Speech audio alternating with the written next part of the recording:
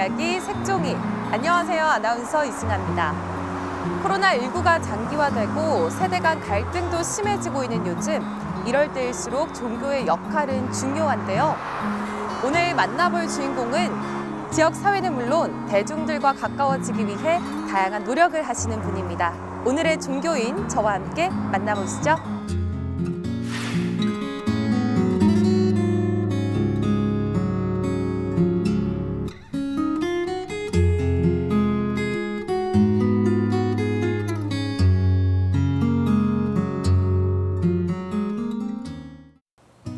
네, 오늘의 색깔 있는 종교인 덕일 스님입니다.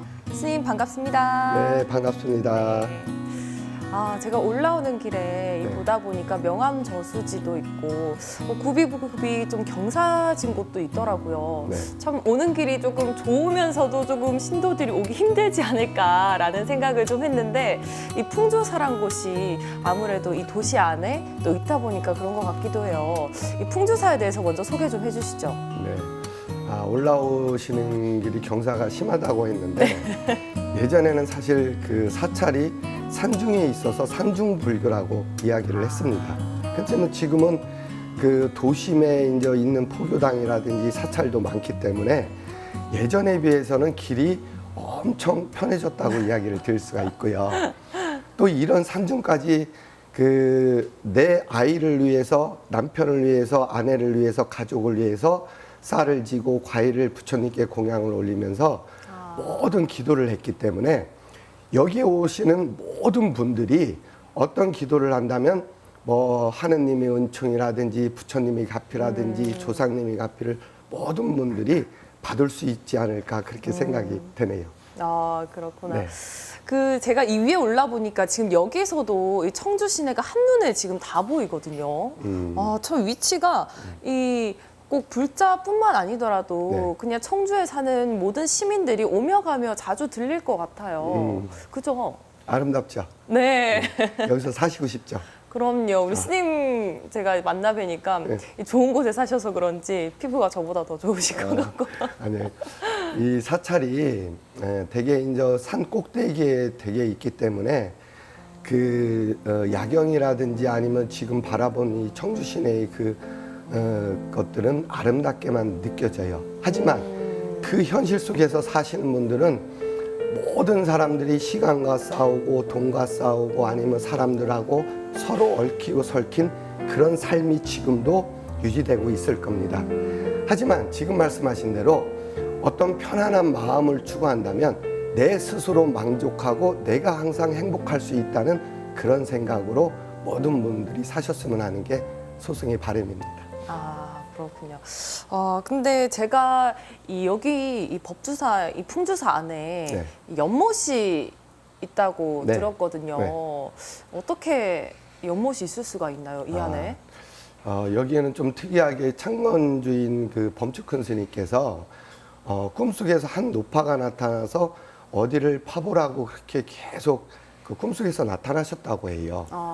그래서 한 번, 두 번이 아니라 계속해서 그 50년대 이후부터 나타나가지고 결국에는 거기에서 천연 안반수 동굴을 발견해가지고 그 우물에서 모든 신도님들이 하도 고마움의 기도를 하고 뭐 천일 기도를 3번이나 하셨다고 하니까 9년 동안 하셨을 거예요. 그래서 그 물을 발견해 주신 분이 큰 스님께서는 관세음보살님이라고 생각하고 그 우물에다가 관세음보살님을 모셨고, 지금 낙산사에 있는 해수관세음보살님처럼 관세음보살님을 모셔서 꿈에 보신 그대로 재현해가지고 관음전에다가 동굴법당을 그렇게 창건하게 되었습니다. 근데 이렇게 모든 뭔가 풍수지리적으로 제가 듣기로는 이 물이 막 흐르거나 이러면 좋다, 뭐 그런 게 있더라고요. 실제로도 또 그런 의미도 좀 포함이 되어 있나요? 그럼요. 저희들이 바닷가에 가서 파도가 치지 않고 잔잔한 파도를 본다든지 호숫가에 잔잔한 햇빛이 있는 잔잔한 호수를 볼 때는 마음이 평온해지듯이 우리 신도님들도 관음전에서 기도를 하면서 그 물을 마시면은 머리가 맑아지고 또 모든 것이 깨끗해진다는 그런 느낌을 받는다고 합니다. 아, 그래서 네. 여기에는 이제 또 다른 절과는 다르게 그렇게 뭐 기도 드리시는 분, 또 합격을 위해서 오시는 분들, 참 그렇죠. 다양하게 소원을 비시는 분들이 참 많이 온다고 들었어요. 예, 예. 옆에 보니까 저기가 아마 그 기도 드리는 곳이죠? 예, 예. 관음전에 이제 기도하는 곳인데, 여기에서는 물이 7수 판정을 받았고요. 또 그 천연 안반수에서 나오는 물이 365일 끊이지 않고 흐르니, 모든 청주 시민이 아니라 모든 분들이 여기서 물통을 가져와 가지고 직접 그 음용수를 떠가기도 합니다. 제가 그럼 방금 마신 차도 예. 그 물로 이용이 그 물로 이용해 가지고 다 드리는 겁니다. 좀 벌써 맑아진 느낌이 확 드는 것 같아요. 아, 특히나 그럼 여기서 고시생들을 또 많이 배출했다고 들었어요. 네. 좀 기억나시는 에피소드나 그런 게 있으신가요? 사실 여기에는 처음에는 조그만하게 이제 고시생들을 이제 받기 시작했습니다. 아, 이제 고시생들이라 하면은 공부하는 사람이 무슨 돈이 있겠습니까? 그래서 여기에서 일을 도와주면서 돈을 내지 않고 뭐 청소를 한다든지 이제 그런 분부터 처음에 한 분 한 분 이제 그 사법고시나 행정고시를 보러 공부하는 오는 분들이 이제 많이 계셨는데 워낙 큰 스님이 호탕하시기도 하지만 다정할 때는 다정하지만 공부를 하지 않고 외출을 한다든지 아니면은 일찍 일어나지 않는다 하면은 물벼락을 준다든지 아니면 축비로 쳐가지고 가르침을 준다든지 그렇게 엄격하게 가르치셨거든요. 저희가 그 생각해도 뭐 일어나서 이부자리 똑바로 안 하거나 좀 늦게 일어난다거나 하면 죽비로 그렇죠. 이렇게 때린다든지 물을 갖다 이제 껴주는 거죠. 일어나라고. 요즘은 그렇게는 안 하죠? 지금은 그렇게까지는 안 해도 지금도 그 학생들이 어떤 목표가 있기 때문에 목표를 달성하기까지는 업그레이드된 그 자아 완성을 할 수 있어야 그 목표의 성공을 갈 수 있다고 저는 생각을 하거든요. 그래서 소송도 아침에 일어났는데 밥을 안 먹는다든지 외출이 잦는다든지 하면 저는 언제든지 하산을 시킵니다. 어떻게 보면 이 작은 데서부터 수련을 하는 그렇죠. 거네요. 그죠? 그러면 사실 이 사찰 안에서 요즘은 따로 뭐 그런 숙박이라든지 이런 걸 따로 하는 그게 있나요? 그럼요. 여기 그 법대원 자등 그 고시생들은 네. 그 안에 화장실이라든지 아니면 목욕 시설도 그렇고 책상이라든지 컴퓨터 시설은 그 방 안에 다 있습니다. 그러면 스님 혹시 네. 여기서 그렇게 열심히 수행해서 지금 좀 유명하게 되신 분이나 좀 기억에 남는 분이 있으시다면 많이 계시죠. 자랑 좀 해주세요. 예를 들어서 서울에서 지금 오충진 판사님이라고 계실 겁니다. 그 아내분이 이미선 그 헌법재판관으로 지금 계시는데 그 오충진 판사님도 여기 와서 공부를 했고 또 지금은 결국 판사 생활을 하다가 지금은 서울 로펌이라는 광장 로펌이라는 거기에서 일을 하고 계시거든요. 근데 그분도 여기에서 공부할 때 공부하는 사람들이 매일 공부만 하는 것이 아니라 밥도 먹어야 되고 또 뭐 그분들 같은 경우에는 곡차를 훔쳐 먹는다든지 그렇게 해서 이제 스님들한테 이제 많이 이제 지탄을 받으셨던 시간이 있어요. 하지만 그때는 그분들만의 추억이지만 지금 현재에서 그렇죠. 보면은 그래도 뭐 판사가 됐다든지 뭐 검사가 됐다든지 아니면 높은 명예를 가지고 있는데 지금에 와서 그분들한테 물어보면 그분들 자신한테 만족하기 때문에 선곡이라는 단어를 그분들한테 붙여도 과히 괜찮을 거라고 생각합니다. 참 누구나 그 궤도나 그 자리에 가기까지는 참 수련이 다 필요하고 그 과정을 거쳤네요. 그럼요.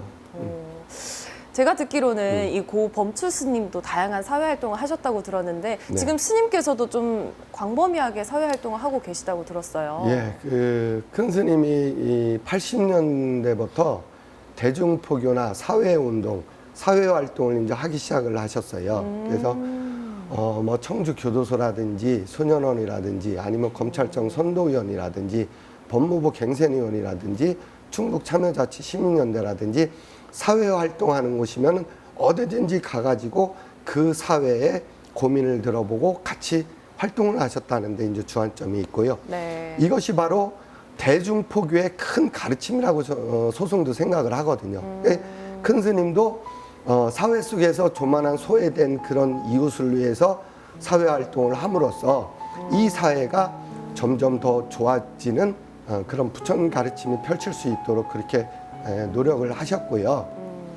그래서 이 사회 활동을 함으로써 이 빈부의 차이가 조금이라도 더 부유한 사람들이 많아졌으면 하는 바람으로 대중포교와 그 사회 활동을 열심히 헌신하신 걸로 그렇게 알고 있습니다. 지금 스님도 하고 계시죠? 네, 저도 뭐 경찰서라든지 교도소라든지 소년원이라든지 아니면 고아원에 지금 봉사활동을 하고 있습니다. 아, 그렇군요. 아, 근데 참 뭐 종교에 상관없이 네. 다들 뭐 마음 수련을 하러 오거나 아니면 뭔가 괴로움을 잊고 싶거나 뭔가 자문을 구하고 싶거나 할 때 또 종교를 많이 찾기도 하잖아요. 그렇죠. 그 스님이 생각하시기에는 괴로움이 왜 생긴다고 좀 생각하시나요? 네. 저는 그 신라의 그 원효 스님을 예를 들어 드리고 싶어요. 원효 스님이 의상 스님하고 당나라로 유학을 가려고 했는데 가다가 중간에 저녁이 돼서 이제 한 집에서 바가지의 물을 마셨더니 그 시원함과 아니면 상쾌함은 이루 말할 것 없이 참 상쾌했다고 합니다. 근데 아침에 깨어보니 그 바가지에 있던 물이 해골 바가지에 빗물이 쌓여 있는 것을 알고 추한 생각을 하고 구역질을 내면서 바로 일체 유심조라. 모든 게 마음으로 지어낸다는 사실을 알고 다시 유학을 포기하고 오셨다고 하는데 말 그대로 모든 괴로움은 다른 바깥에서 있는 것이 아니라 내 마음에서부터 나간다는 뜻이겠죠. 아, 갑자기 뭔가 제가 스스로 조금 찔리기도 하고 그런 마음이 드네요. 그러면 이 괴로움을 사실은 참 마음을 좀 편안하게 가져야겠다 이런 생각은 하지만 네. 실제로 실천하기가 참 쉽지가 않거든요. 그런 그렇죠. 마음을 바꾸는 것이 어떻게 하면 좀 그런 마음을 좀 줄일 수가 있을까요? 괴로운 마음을. 제가 그런 괴로움을 잘 이렇게 없앨 수 있는 방법을 안다면 소승도 해탈을 했다고 할 수 있겠죠. 하지만 소승이 부처님 가르침을 배우면서 깨우친 것은 그렇습니다. 모든 사람이 수행하는 과정에서 어떤 습이 배어 나온다고 합니다. 그러면은 내가 그 괴로움을 없애려면은 남들에게 그만큼 행복을 줄 수 있는 사람, 행복을 주면서 희망을 갖게 할 수 있는 사람, 그런 사람이 돼야 된다고 하거든요. 그거는 결국 기도를 열심히 하고 또 남에게 화를 내지 말라는 그런 뜻으로 풀이를 하고 싶고요. 문수보살님 말씀에 이런 말씀이 있습니다.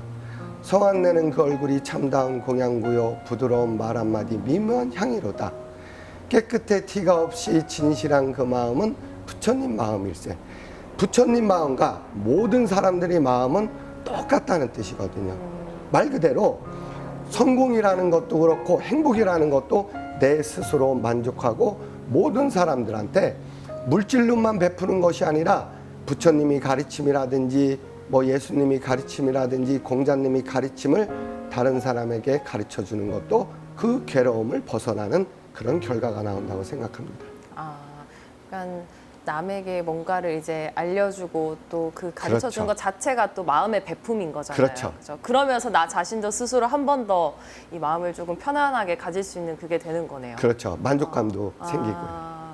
또 그런 방법이 있었네요. 네. 자꾸 뭔가를 찾으려고 얻으려고 하기보다는 내가 먼저 마음적으로 베풀는 그렇죠. 그런 마음이 오히려 더 나를 편안하게 할 수 있는 그런 그렇죠. 방법 중에 하나네요. 네. 근데 보통 이제 절에 가면 네. 108배는 꼭 하고 와야 된다. 그래도 네. 이런 말을 많이 하더라고요. 근데 사실은 108배를 수행하는 게 참 쉽지가 않은 것 같아요.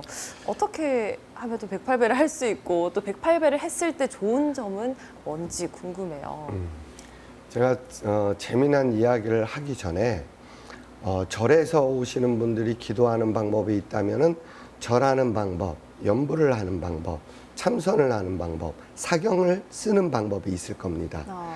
근데 지금 108배, 절이라고 하면은 3배를 드린다든지 7정례를 한다든지 뭐 54배를 한다든지 108배를 한다든지 1080배를 한다든지 절을 여러 번 이렇게 하는 경우를 보셨을 겁니다. 네. 지금 그런데 절하면 좋은 점을 따지면은 결국에는 절을 하는 이유는 내가 해탈에 이르기 위해서 어떤 목표를 가지고 절을 하는 것일 겁니다. 하지만 제가 재미나게 개미와 배짱이 이야기를 해드리고 싶어요. 아, 개미는 뭐든지 열심히 하고 부지런하기 때문에 여름에 열심히 일해서 겨울을 잘 납니다. 근데 배짱이는 여름에도 그렇고 매일 노래만 열심히 불러가지고 거지 신세가 됐는데 겨울에 이 개미는 편안하게 이렇게 있다 보니까 허리 디스크가 걸렸다고 합니다. 아, 이거 어떻게 판단을 해야 할까?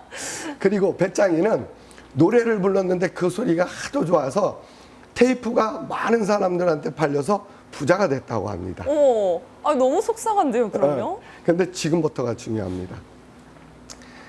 이 개미는 하도 부지런하고 열심히 살기 때문에 병원에서 열심히 치료를 받아서 잘 행복하게 살았다고 하는데 배짱이는 그 돈을 많이 벌었지만 결국 마약에 손을 대서 쇠고랑을 차게 됐다는 이야기가 있거든요. 요즘 현실판다운 개미와 배짱이네요. 그렇죠. 재밌게 이야기를 드린 거지만 조금 전에 이야기했듯이 기도하는 방법은 집에서 설거지하는 것도 기도요, 밥을 먹는 것도 기도요, 내가 어떤 직장 생활을 하는 것도 기도라는 생각을 하시고 하면은 힘든 부분은 아무것도 없으리라 생각해요. 지금 아나운서님도 이게 직장에서 내가 하는 직업이라고 생각하지 말고 이게 기도라는 생각으로 저하고 대화를 하면은 바로 편안하게 잘할 수 있을 거라고 생각합니다. 저는 항상 그렇게 합니다, 스님. 그렇게 하시면은 참 다행이고요. 네. 근데 저는 가끔 이제 저도 마음이 조금 좀 불안정하거나 할 때 절에 가는데 사실은 이제 절에 가서 다들 이렇게 절을 할 때 무슨 생각을 하고 절을 해야 하나, 내가 원하는 그런 생각을 목표를 가지고 절을 해야 하나 이런 고민이 있을 때가 있거든요. 그러면 혹은 아무 생각 없이 그냥 부처님만 보고 절을 해야 하나, 어떻게 절을 하는 게 올바른 방법인가요? 이제 절에서는 이제 오체투지라고 5가지 이마와 팔과 무릎이 땅에 이제 닿음으로써 그 부처님을 존경한다는 뜻이 일단 되겠고요. 지금 말씀하실 때처럼 절에서 만약에 절을 한다든지 아니면 부모님한테 절을 한다든지 조상님한테 절을 할 때도 저는 다른 뜻은 다 몰라도 된다고 생각합니다. 군도독한 뜻이라고 생각하고 첫 번째 절은 나라가 있어서 나라에게 감사하다고 생각하고 절을 하세요.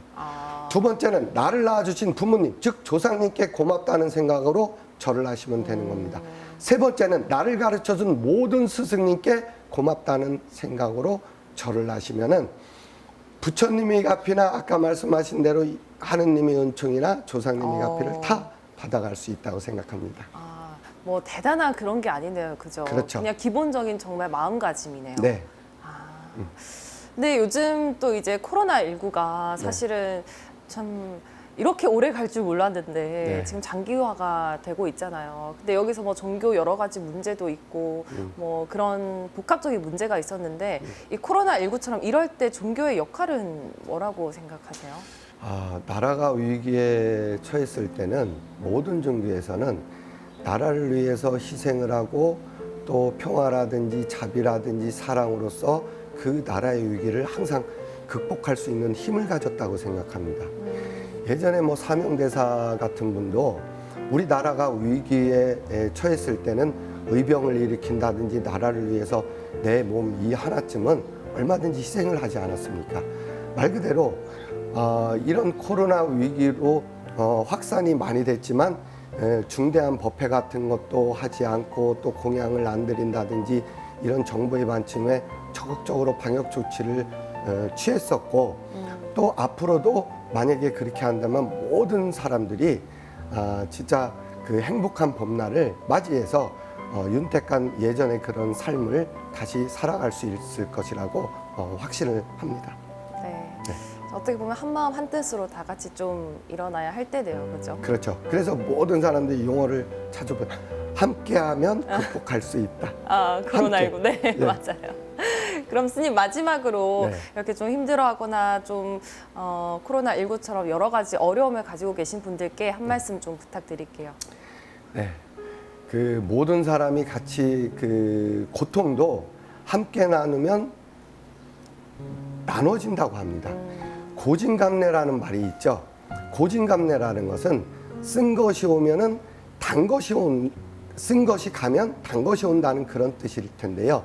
말 그대로 이런 어려움과 괴로움이 있지만 이 괴로움 뒤에는 반드시 어떤 즐거움이 반드시 모든 사람들한테 찾아갈 수 있을 거라는 그런 생각을 가지면서 모든 사람들이 함께 조금만 더 힘을 냈으면 하는 그런 바람을 가져봅니다. 네, 스님 오늘 말씀 고맙습니다. 네, 고맙습니다. 네, 우리 지역 색깔 있는 종교인들의 이야기 오늘 덕일 스님과 함께 했습니다. 다음 시간에는 더욱더 색깔 있는 종교인과 함께 찾아뵙도록 하겠습니다. 고맙습니다.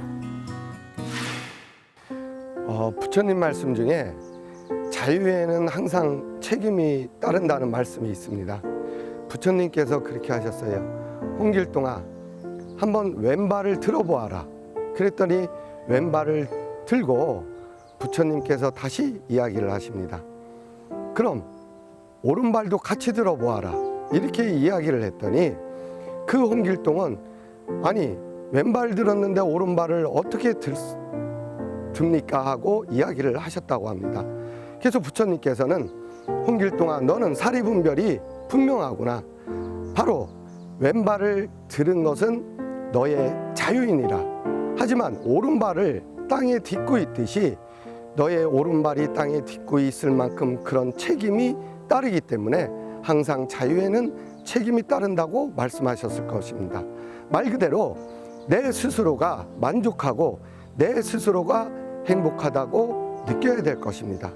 성공이라는 것은 내가 아무리 부와 명예를 가지고 있다고 하더라도 내가 불행하다고 느끼고 불만이 많다면 그건 성공에 이르지 못했다는 뜻일 겁니다.